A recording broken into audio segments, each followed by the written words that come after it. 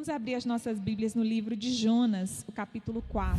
Enquanto você vai abrindo, vou me apresentando para quem ainda não me conhece. Eu me chamo Ramila, eu congrego nesta igreja. Estou aqui com muito temor, fraqueza e tremor diante de Deus, debaixo da autoridade da minha discipuladora e mentora, pastora Sônia, e juntas debaixo da autoridade do nosso rei, como nós já declaramos essa noite. Essa igreja, o pastor Valério Gutenberg, juntamente com ela, Sônia, são os presidentes do ministério. Aqui em Barreiras, o que orou por mim antes, pastor Valdemar, juntamente com a pastora Ana. E no ministério de Luiz Eduardo Magalhães, nós temos os pastores Anderson e Grace, os nossos amados, ali pertinho de nós. Todos já encontraram Jonas, o capítulo 4. Amém? Então vamos fazer essa leitura juntos. Eu vou ler nessa versão NVI. Na minha versão NVI tem o título A Ira de Jonas. Diz assim, a partir do verso 1. Jonas, porém, ficou profundamente descontente e com isso se enfureceu-se. Ele orou ao Senhor. Senhor, não foi isso que eu disse quando ainda estava em casa? Foi por isso que me apressei em fugir para Tarsis. Eu sabia que tu és Deus, misericordioso e compassivo, muito paciente, cheio de amor e que prometes castigar, mas depois te arrependes. Agora, Senhor, tira a minha vida, eu imploro, porque para mim é melhor morrer do que viver. O Senhor lhe respondeu, você tem alguma razão para essa fúria? Jonas saiu e sentou-se num lugar a leste da cidade. Ali construiu para si um abrigo, sentou-se à sua sombra e esperou para ver o que aconteceria com a cidade. Então o Senhor Deus fez crescer uma planta sobre Jonas para dar sombra à sua cabeça e livrá-lo do calor, o que deu grande alegria a Jonas. Verso 7. Mas na madrugada do dia seguinte, Deus mandou uma lagarta atacar a planta e ela secou-se. Ao nascer do sol, Deus trouxe um vento oriental muito quente e o sol bateu na cabeça de Jonas ao ponto de ele quase desmaiar. Com isso, ele desejou morrer e disse, para mim seria melhor morrer do que viver. No verso 9, Deus diz a Jonas, você tem alguma razão para estar tão furioso por causa da planta? E ele respondeu, sim, tenho, e estou furioso ao ponto de querer morrer. Mas o Senhor mais uma vez lhe disse, você tem pena dessa planta, embora não a tenha podado, nem a tenha feito crescer. Ela nasceu numa noite e numa noite morreu. Contudo, Nínive tem mais de 120.000 pessoas que não sabem nem distinguir a mão direita da esquerda, além de muitos rebanhos. Não deveria eu ter pena dessa grande cidade? Muito forte esse capítulo, né, amados? Não dava para abreviar. Vamos curvar as nossas cabeças e orar ao Senhor, amém? Deus, Pai de amor e bondade, nós te bendizemos, Pai, pela tua misericórdia conosco, pela tua compaixão tão lindamente demonstrada nesse capítulo por aquele povo, pelos ninivitas. Deus, o teu Espírito tem liberdade em mim e aqui para operar, para falar, para ensinar, para repreender, para instruir. Vem, Espírito Santo, agora, toma o teu lugar, fala através da minha boca, que as minhas palavras possam se esvair e que eu possa ser cheia das tuas palavras e que pela minha boca elas possam fluir como rios de água viva. Em nome de Jesus que eu oro. Amém e amém. Amém, igreja? Gente, quem já se viu assim como Jonas? Tão enfurecido com Deus, tão revoltado, tão indignado. Como a gente sente a indignação dele, não é?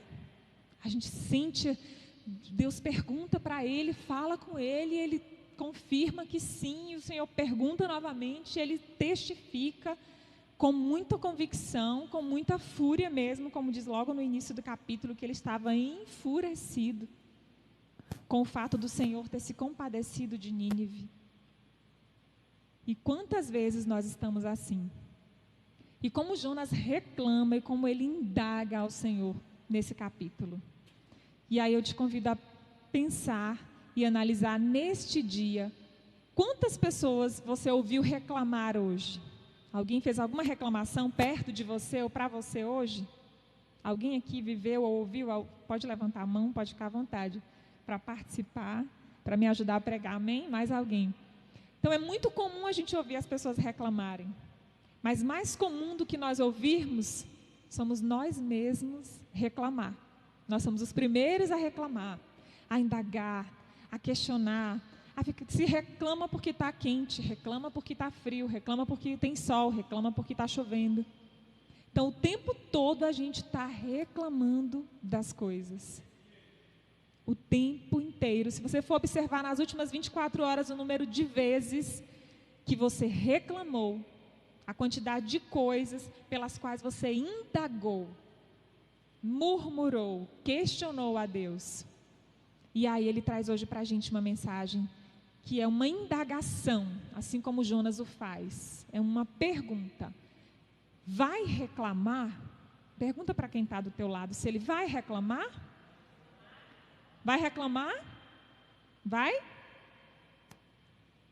É para você se perguntar essa noite se diante de um diálogo como esse, diante de uma direção, diante de uma decisão, seja ela qual for, do Senhor para com a sua vida ou para com a vida de outras pessoas, como era o caso de Jonas. Era a decisão do Senhor para com os ninivitas, para com a cidade de Nínive, através dele, que foi um instrumento de Deus para pregar naquele lugar, para dizer o que Deus ia fazer àquele povo.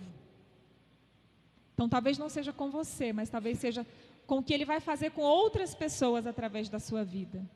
Talvez hoje, neste Tadel, treinamento avançado de líderes, você vai realmente se enxergar na posição de líder, de influenciador, de canal de Deus na vida dos seus discipuladores, das pessoas que você cuida e ora por elas e acompanha elas na sua célula.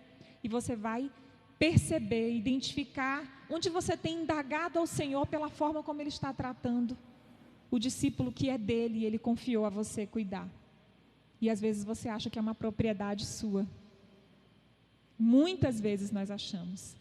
Mas nós não somos mais pecadores ou piores porque nós reclamamos. É natural, é algo que é inerente à nossa condição humana. Qual é a primeira coisa que nós fazemos ao nascer? Nós choramos. E a única forma que nós temos naquele momento de reclamar. Naquele momento nós ainda não sabemos dizer, aqui estava tão quentinho, estava tão bom, não queria sair, eu estou com frio, estou com fome. A gente chora, como a gente consegue se expressar. Se a gente está com fome, a gente chora. Se a gente está com dor, a gente chora. Se a gente quer dormir, a gente chora. A gente só sabe se expressar na primeira fase da vida através do choro, não é verdade? É a única forma de expressão que nós temos, até que a gente vai reproduzindo as expressões, os sons, e depois passa a conhecer as palavras e consegue se comunicar de forma clara. Mas nós já nascemos reclamando. E a gente precisa lutar contra essa natureza. A gente precisa vencer essa natureza todos os dias, à medida que a gente vai crescendo, que a gente vai entendendo. Você vai chegar uma fase da vida que nós entendemos para os 6, 7 anos que a birra não funciona mais. Que não vai adiantar fazer birra, que não vai adiantar chorar. Eu vou precisar reclamar de outra forma. Eu já tenho condição de argumentar, já tenho condição de dizer, mas mamãe isso, mamãe aquilo, como os meus filhos já conseguem fazer. Como crianças nessa faixa etária de idade já conseguem fazer. E quanto mais a gente cresce, a gente deveria entender a forma certa de reclamar. Porque reclamar nada mais é do que uma indagação, uma queixa, um protesto. Quando um empregado coloca o seu empregador na justiça, juridicamente nós dizemos que ali nós temos uma reclamação trabalhista. Então, reclamar é questionar, é reivindicar, é protestar. Na nossa vida com Deus não é diferente. Mas nós precisamos entender qual é o nosso lugar e qual é o lugar de Deus. Nós precisamos entender o que nos cabe fazer e o que cabe ao Senhor fazer. O que nos foi outorgado o poder de decidir e o que não foi, e o que é Deus que determina, e você tem a opção de dizer o amém e usufruir depois do que Ele tem para a sua vida, ou simplesmente de dizer não amém e perder uma gama de promessas e bênçãos que Ele tem para a sua vida. A murmuração, ela é um pouquinho diferente da reclamação. A murmuração, ela já é aquela coisa, ela tem realmente o sentido literal da palavra, aquela coisa que você fica ali baixinho, só murmurando, no sussurro, no murmúrio, e você não diz coisas relevantes, o boato, a reclamação que não tem fundamento, que ela é infundada, porque a reclamação nem sempre ela não tem fundamento, nem sempre ela é ruim nas nossas vidas. Se a gente não chora quando a gente é bebê, a nossa mãe não empurra o peito na nossa boca e a gente não vai ter a nossa fome saciada, por exemplo. Então, aquela reclamação, ela tem coerência, ela faz um sentido. Mas Jonas, no capítulo 4, nos ensina que a reclamação que ele faz e que a conduta que ele está adotando com Deus é incoerente. Não é a que nós devemos seguir. Ele foi um exemplo para nós. Mas assim como nós, na mesma condição que ele, de seguidores de Jesus, falhou e teve uma atitude incoerente. Fez uma reclamação infundada, que não tinha consistência, que não tinha argumento, protestou por algo que não cabia a ele protestar. E nós vamos já entender o motivo desse protesto. Vamos voltar aqui no verso de número 2. É o versículo 2. Ele orou ao Senhor: Senhor, não foi isso que eu disse quando ainda estava em casa? Foi por isso que me apressei em fugir para Tarsis. Ele está cobrando ali do Senhor, questionando por que ele saiu, toda aquela trajetória que ele fez, que nós já conhecemos, que ele estava fugindo de Nínive, né? Que ele foi lançado lá não, que na geografia bíblica a baleia cuspiu ele bem longe de Nínive. Se a gente for estudar, ele teve que caminhar um bocado, e acho que é por isso que ele estava tão revoltado, porque Deus havia se compadecido do povo de Nínive. Mas ele fez o que Deus mandou ele fazer. No capítulo 3, ele foi antes, pregou, falou, e ele entregou a profecia àquele povo de que aquele povo morreria, de que aquela cidade iria perecer, de que seria destruída. Mas quando Deus, no capítulo 4, diz que não mais fará isso, Jonas se revolta. Jonas começa a reclamar, indagar a Deus o que ele já fez, o que ele já disse, por quê. E Deus se compadecendo dele, manda a árvore para poder fazer uma sombra, e ele fica revoltado com a pobre da árvore. E nós somos assim. Às vezes a gente toma dor do cachorro, das plantinhas, salve a Amazônia, viva a natureza, e nós precisamos fazer isso. É o planeta que o Senhor nos deu para viver, e nós temos que cuidar. Os animais, tudo, todo ser que vive, tudo que é vivo a gente precisa cuidar, tudo que a gente tem à nossa disposição são recursos que o Senhor deixou para nós. Não é diferente, mas muito menos hoje nós temos nos importado com o que realmente importa para Deus, com as pessoas. Olha quantas pessoas o Senhor fala para Jonas que tem em Nínive, e ele fica se atendo à pobre da planta que o verme, que a praga, que a lagarta comeu, e o Senhor diz para ele: mas meu filho, tu nem podou, nem plantou, nem deu crescimento, nem fez nada, e está se compadecendo da planta que numa noite nasceu, na outra noite acabou, e não quer que eu me compadeça lá daquelas 120 mil pessoas, mais de 120 mil, e aí você para analisar quantas mil pessoas o Senhor tem colocado diante de você, por quantas mil pessoas você tem passado ao longo da sua caminhada, e você só tem reclamado, ou você tem se posicionado a clamar por elas, ao invés de reclamar? Nós precisamos fazer a opção de ficar com a terminação da palavra, de clamar ao invés de reclamar. Porque a reclamação, ela já nos puxa para trás se ela não tiver coerência, se ela não tiver um fundamento, se ela não for consistente.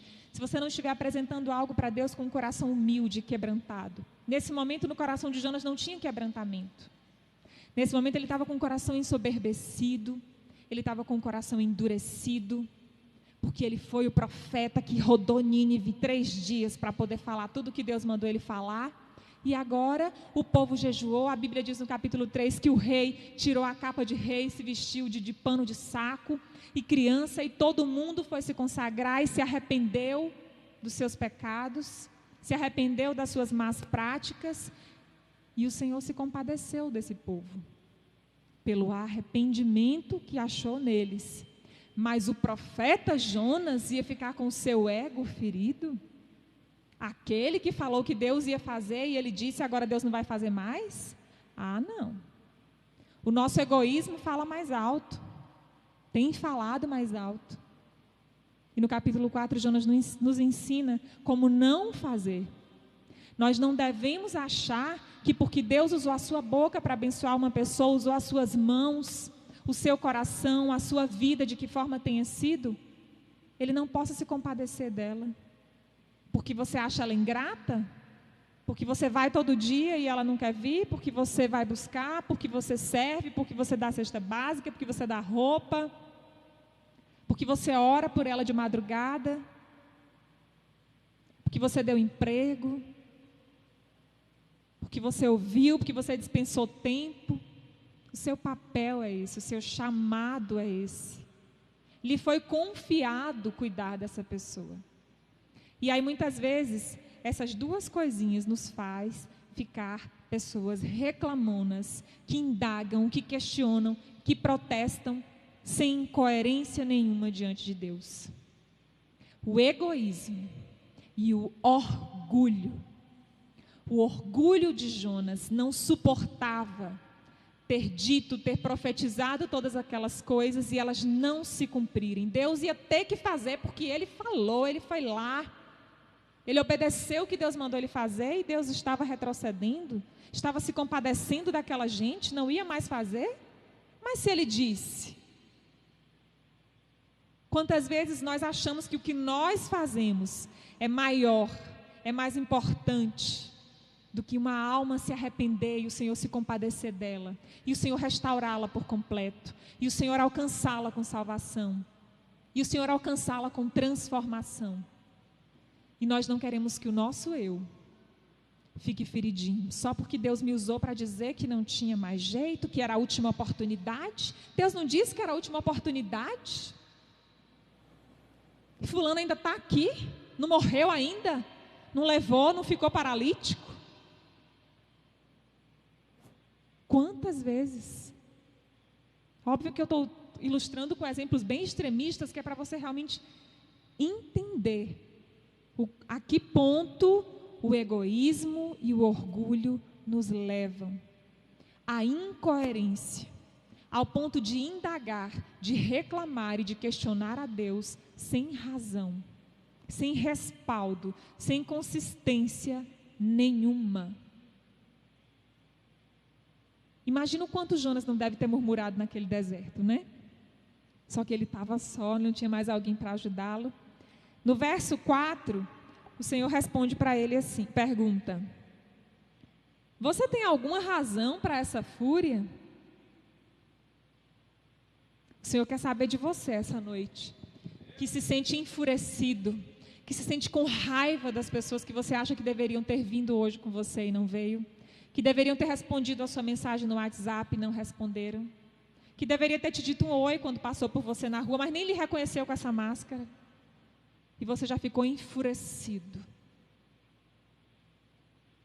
O Senhor pergunta se hoje você tem motivo para tanta raiva, para tanta fúria. Você tem mesmo motivo para estar dessa maneira? Será que você não tem respondido ao Senhor como Jonas respondeu? Aqui é a parte onde ele sai e vai lá construir um lugar para ele passar, se refrescar à sombra, e o Senhor ainda com toda a sua compaixão faz nascer a árvore para Jonas. Mas aí na madrugada a árvore se foi, e quando o sol nasce, Jonas quase desmaia de tão quente que o sol estava na cabeça dele, no verso 8. E aí o que Jonas faz? O que a maioria de nós fazemos. Porque é mais fácil se acovardar, não é? Eu prefiro morrer. É melhor morrer do que viver. Só porque ia ter que olhar para todos os ninivitas, o homem de Deus, que disse que a cidade seria destruída. E por que não se dobrar diante do seu Deus, que tem tanta compaixão e fazer daquilo um motivo de engrandecimento, de louvor para o nome dele, dizer: olha como ele é bondoso, eu estive aqui, eu caminhei a cidade 3 dias para que todos vocês pudessem ouvir, mas ele se compadeceu de vocês, ele ama vocês assim como me ama, mas o orgulho dele não poderia ser ferido. Ele não queria ter contrariado, ele estava pensando só nele, ele queria a planta para a sombra, porque o sol era muito quente. Ele não estava com pena de planta, coisa nenhuma, ele estava como eu e você muitas vezes estamos, olhando só para o próprio umbigo, preocupado só com os nossos próprios interesses, só com a nossa própria salvação, só com a nossa própria prosperidade, só com a nossa cura, só com a nossa bênção, só com eu. E as pessoas, e as 120 mil, e as milhares, e as bilhares, e quantas o Senhor quer alcançar através de você, que você tem deixado o egoísmo e o orgulho e as reclamações incoerentes tomarem lugar deste trabalho, desta missão, dessa função tão linda que o Senhor nos confiou, que Ele nos dividiu. Nós precisamos vigiar, amados, para não estarmos como Jonas estava. E olha o tom com que ele responde ao Senhor novamente, no verso 9. Mas Deus disse a Jonas, novamente: você tem alguma razão para estar tão furioso agora por causa da planta? E Jonas responde, eu fico tentando imaginar a entonação vocal de Jonas para responder o que nesta Bíblia, na Nova Versão Internacional, tem uma exclamação. Então ele exclama essa resposta, ele diz nesta versão assim: sim, tenho. Se tem uma exclamação, a entonação usada é esta: sim, tenho. Ou seja, eu tenho e confirmo que tenho. Sim, tenho sim. Estou cheio da razão. Fui lá, fiz e aconteci. E agora o meu euzinho vai ficar como?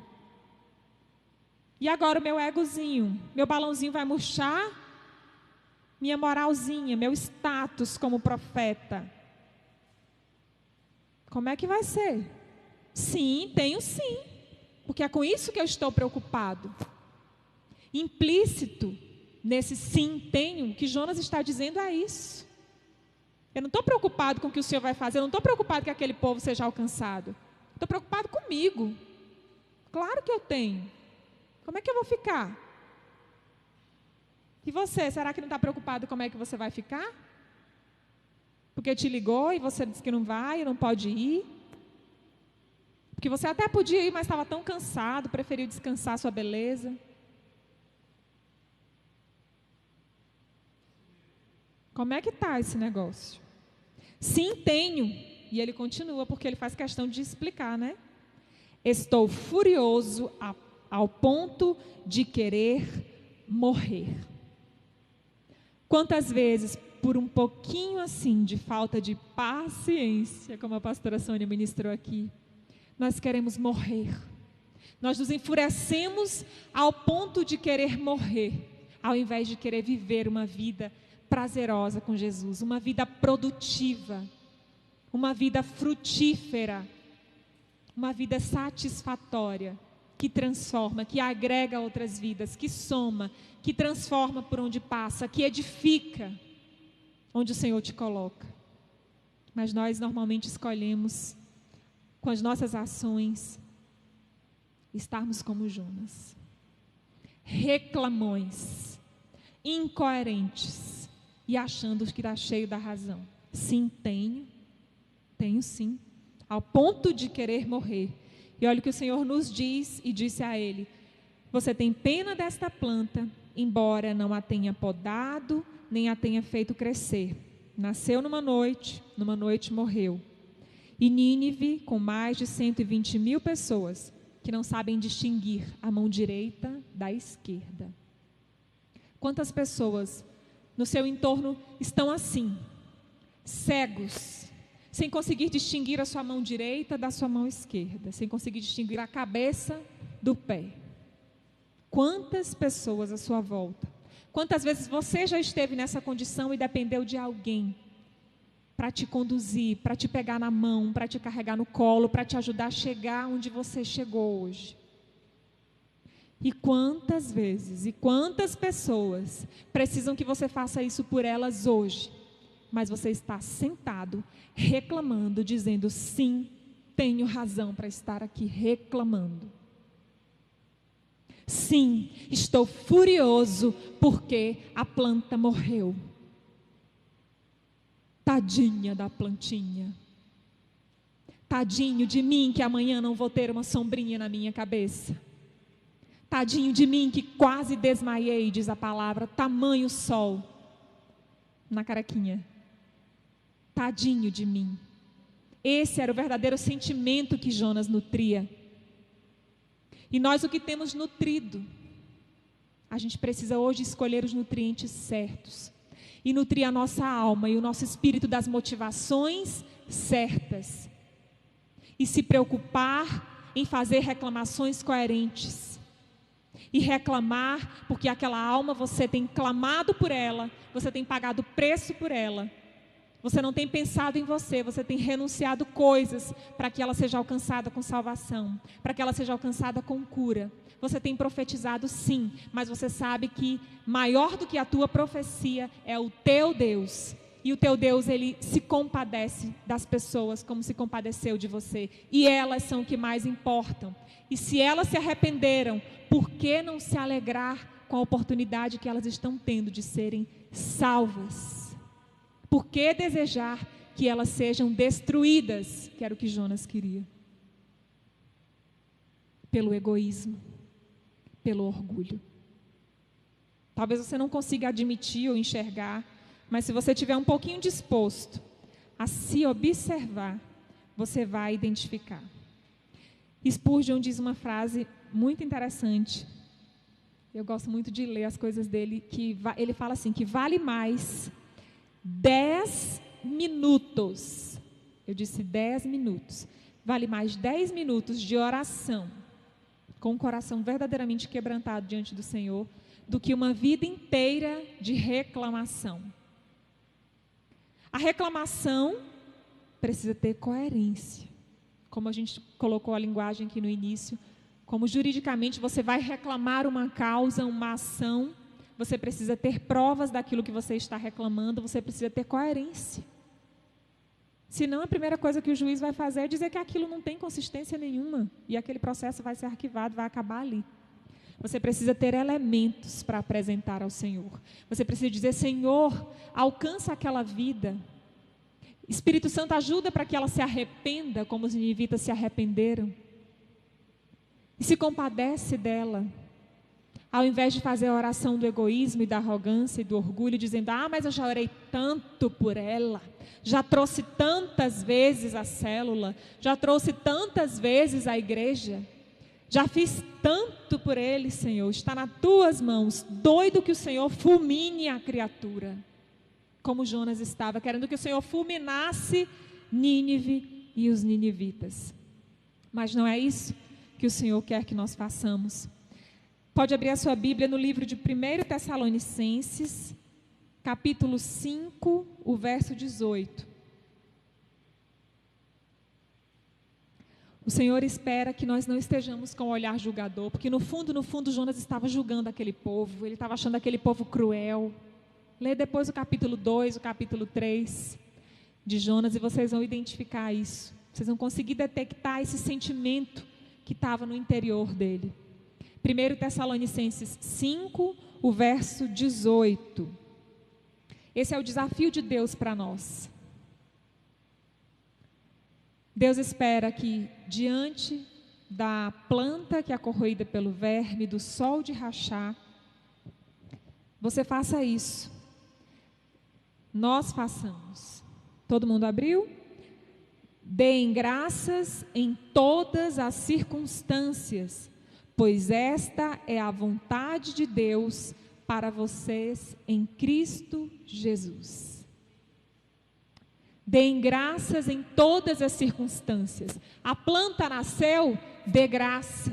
A planta morreu, dê graça. O povo se arrependeu, dê graça. O Senhor retrocedeu e vai se compadecer deles, dê graça.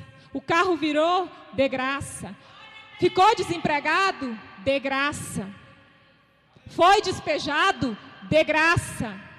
Foi rejeitado? Dê graça. Deem graças em todas as circunstâncias. É esse o desafio de Deus para mim e para a sua vida. É isso que Deus espera que nós façamos. Não quer que a gente venha se encher do egoísmo, que a gente venha se envaidecer. Ele quer que a gente venha ser o canal para que mais pessoas sejam alcançadas. Ele quer que a gente venha ser o instrumento que reclama diante dele com fundamento, com consistência, com respaldo, com elementos. Que ele possa olhar e dizer verdadeiramente: meu filho, você tem todos esses elementos, todas essas provas para me apresentar. Elas são consistentes.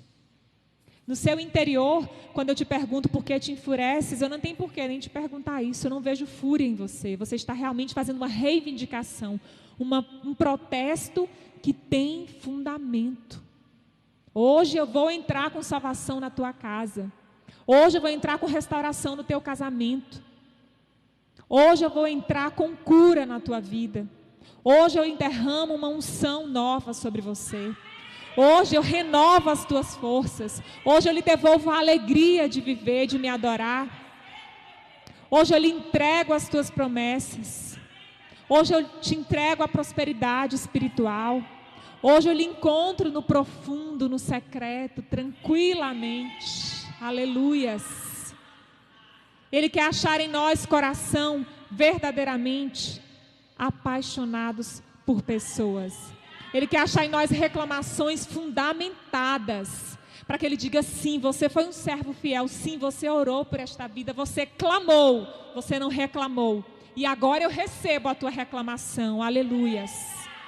Será que hoje nós podemos apresentar para o Senhor uma reclamação da qual Ele possa dizer: sim, minha filha, sim, meu filho, você tem razão. Eu recebo a tua reclamação, porque na hora de reclamar sem fundamento, você estava lá clamando, você estava lá clamando, você estava lá orando, você estava lá dando graças, mesmo que as circunstâncias não estavam favoráveis, porque esta é a vontade do Pai para você em Cristo Jesus, e você a fez. Portanto, eu acolho a tua reclamação nesta hora. Portanto, eu recebo a tua reclamação, o teu protesto. Eu defiro o teu pedido. Aleluias, a tua sentença é favorável, diz o Senhor para ti. A tua sentença é favorável, eis que eu assino esta noite. Em teu favor, eu recebi o teu clamor e a tua reclamação tem fundamento. A tua sentença é favorável. O Senhor está te entregando hoje. A tua sentença é favorável. A tua sentença é favorável. O juiz dos juízes é o Senhor dos exércitos. A tua causa está nas mãos dele. Ninguém pode retirar. Não adianta trocar para o juiz da vara B, da vara C. O juiz é ele. Ele já deu a sentença esta noite. Aleluias! Ele já deu a sentença. Ele ouviu o teu clamor. E ele deferiu a tua reclamação. Porque ele encontrou fundamento. Ele encontrou coerência nela. Aleluias! É isso que o Senhor espera de nós. É isso que o Senhor quer de nós. Busquemos essa noite. Dobrar o nosso joelho. Você pode fazer isso agora.